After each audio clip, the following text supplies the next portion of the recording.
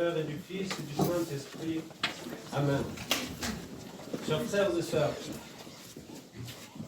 en ce dimanche, avant le grand et saint carême, nous avons ces si belles paraboles. Ces si belles paraboles qui nous montrent finalement comment, nous enseignent comment vivre notre propre carême. Et aujourd'hui, l'Église nous propose justement cette si belle parabole du Fils prodigue. Et nous voyons ce fils qui demande au Père de prendre tout son héritage et part pour dépenser tout son héritage pour son propre plaisir, pour assouvir ses passions. Et nous voyons que finalement, à travers cette image, à chaque fois que nous partons de Dieu, nous nous détournons de Dieu, non pas que Dieu s'éloigne de nous, mais nous-mêmes, par notre propre choix, parce que Dieu nous aime tellement qu'il nous laisse libres. Et dans cette liberté, nous avons cette possibilité de rester auprès du Père ou de nous éloigner. Et à partir du moment où finalement nous répondons à nos propres plaisirs, à nos passions, nous voyons alors que nous nous détournons de Dieu. Et en nous détournant de Dieu, nous voyons que nous avons toujours une soif. Nous avons une soif d'une paix. Mais à partir du moment où nous nous détournons de Dieu, finalement nous recherchons cette paix ailleurs que en Dieu. Et c'est alors que nous pensons que nos propres désirs nous apportent cette paix. Mais nous voyons très vite que finalement, dès que nous avons assouvi nos passions, de nouveau, nous sommes dans cette tourmente et nous ne sommes plus dans cette paix. Parce que la seule vraie paix que nous pouvons avoir et que nous pouvons vivre, c'est auprès de Dieu. Et nous voyons que, à travers ce Fils prodigue, qu'il y a cette possibilité, malgré le fait qu'on se soit éloigné de Dieu, de reprendre conscience de notre état de pécheur. Et vous voyez, nous dit-on, il se ressaisit. C'est ce que les pères parlent finalement de la métanoïa.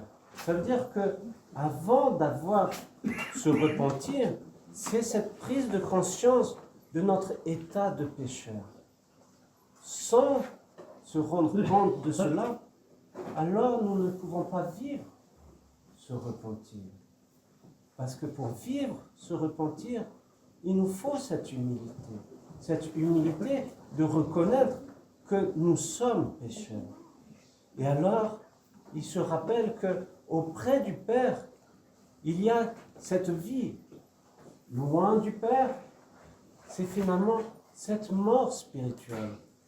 Et c'est ce que nous-mêmes, nous vivons finalement. À chaque fois que nous sommes pris par nos passions, à chaque fois que nous sommes pris par nos péchés, nous asphyxions, nous asphyxions notre propre âme. Et alors, finalement, petit à petit, nous dépérissons. Et c'est pour cela qu'il n'y a plus cette joie, il n'y a plus cette joie de la vie. Mais c'est le désespoir. Or, à travers cet enseignement, le Fils prodigue nous montre qu'il y a de l'espoir. Il y a de l'espoir si on ose, avec notre saleté, avec nos passions, avec nos péchés, si nous osons retourner vers le Père, qu'est-ce qui se passe? Le Père est là en train d'accueillir son Fils sans le juger, sans le critiquer, mais tout simplement avec tout cet amour. Et c'est ça finalement qui nous nourrit notre vie spirituelle. C'est cet amour de Dieu. Et que chaque chose que nous voulons entreprendre, ce ne doit pas être une obligation, une loi à appliquer, mais c'est une réponse d'amour que nous avons à donner à Dieu. Et le Père, dans cet amour, fais-toi, fais ce grand banquet, comme des noces. Et cette semaine, en préparant cette homélie, j'ai été surtout touché par le deuxième fils. On ne parle pas souvent de ce deuxième fils. Mais ce deuxième fils, si on prend conscience, il est toujours auprès du Père. Comme nous sommes dans l'Église, nous sommes en train d'être avec Dieu lui-même. Sauf que ce deuxième fils, malgré le fait qu'il était auprès du Père, n'a pas pris conscience de toute cette grâce, de toutes les bénédictions que le Père offre à chacun. Et donc vivait les choses de façon extérieure et pas à l'intérieur de son cœur. Il n'avait pas ce vrai amour pour Dieu. Et à partir du moment où il n'y a pas cet amour pour Dieu, nous voyons que là aussi, l'âme se dessèche.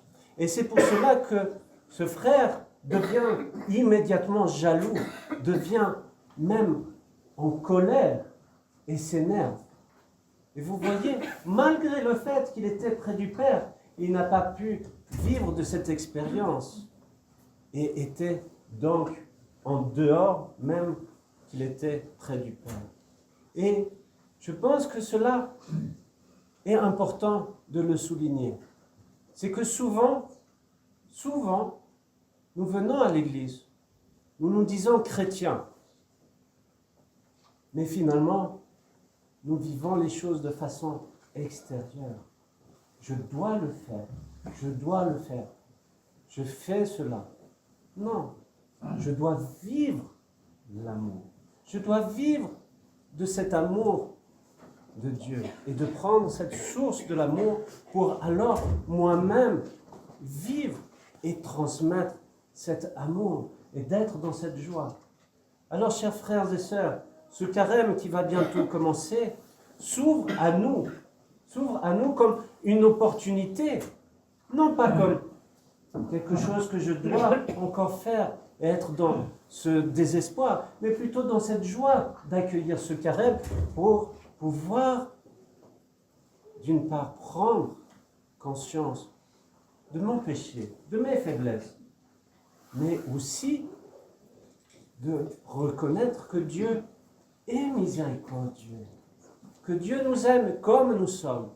Alors, durant ce carême, faisant ce cheminement pour retourner vers le Père, oser lui demander le pardon et de demander son aide pour vivre à l'intérieur de soi toutes ces grâces et ces bénédictions par l'intercession de tous les saints.